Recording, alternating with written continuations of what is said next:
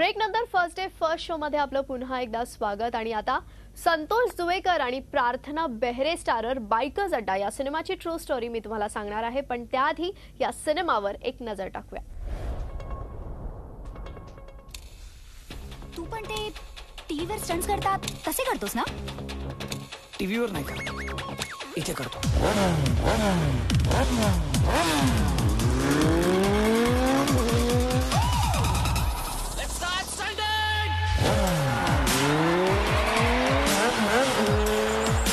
Bikers अड्डा ही गोष्ट आहे या सिनेमातल्या 4 बायकर्सची आणि त्यांच्या D5 या ग्रुपची।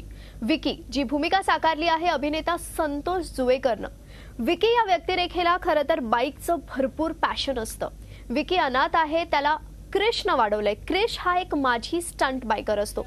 काही कारणांमुळे क्रिश हा स्टंट करणं सोडतो। एवढंच नाही तर तो विकीलाही स्टंट करू देत नाही। बायकिंगमुळे कधी कोणाचं भलं झालेलं नाहीये। स्टंटिंग हे विकीसाठी पॅशन असल्यामुळे तो D5 या बायकर्स ग्रुपमध्ये सामील होतो आणि त्यांचा हा ग्रुप एका शर्यतीत उतरतो। दिग्दर्शक राजेश लाटकर यांचा बायकर्स अड्डा हा पहिलाच सिनेमा आहे। खरं तर आपल्या पहिल्याच सिनेमासाठी असा विषय हाताळणं हेच एक मोठं चॅलेंज आहे। सिनेमाची कथा जरी चांगली असली तरी पटकथा ही भरकटलेली वाटते।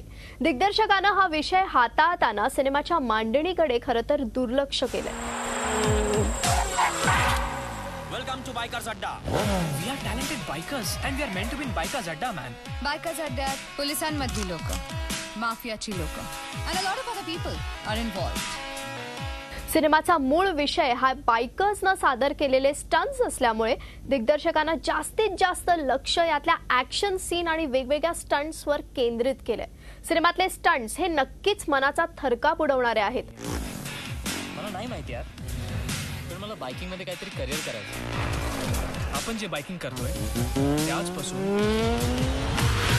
एक सिक्रेट असणार आहे। हा गेम ना विनिंगवर अवलंबून आहे। तुला कधी जिंकावं लागेल, कधी मी रेस जिंकायला खेळतो, हारायला नाही। मराठी बिग स्क्रीनवर या निमित्तानं एक वेगळा प्रयोग करण्यात आला आहे एवढं मात्र नक्की। सिनेमाची पटकथा अनेकदा खटकते, केवळ स्टंट्सवर फोकस करून कसं चालेल हा विचार खरं तर दिग्दर्शकानं करायला हवा होता।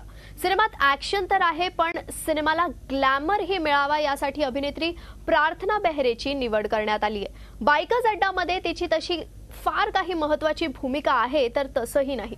केवळ ग्लॅमर कोशंटसाठी प्रार्थनाला सिनेमात घेण्यात आलंय की काय हे सिनेमा पाहताना जाणवतं।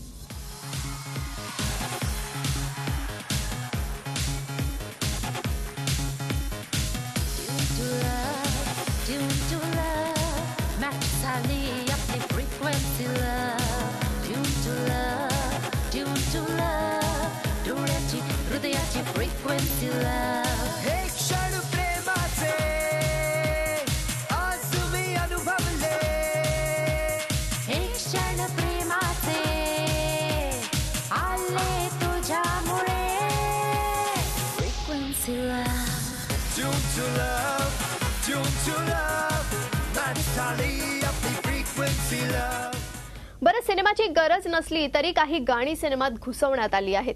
संतोष जुवेकरचा बायकर्स अड्डा या सिनेमातला परफॉर्मन्स चांगला झालाय। त्याचा लुक, त्याची स्टाईल भाव खाऊन जाते। तेव्हा या सगळ्या गोष्टी पाहता मी बायकर्स अड्डा या सिनेमाला देतेय 2.5 स्टार्स।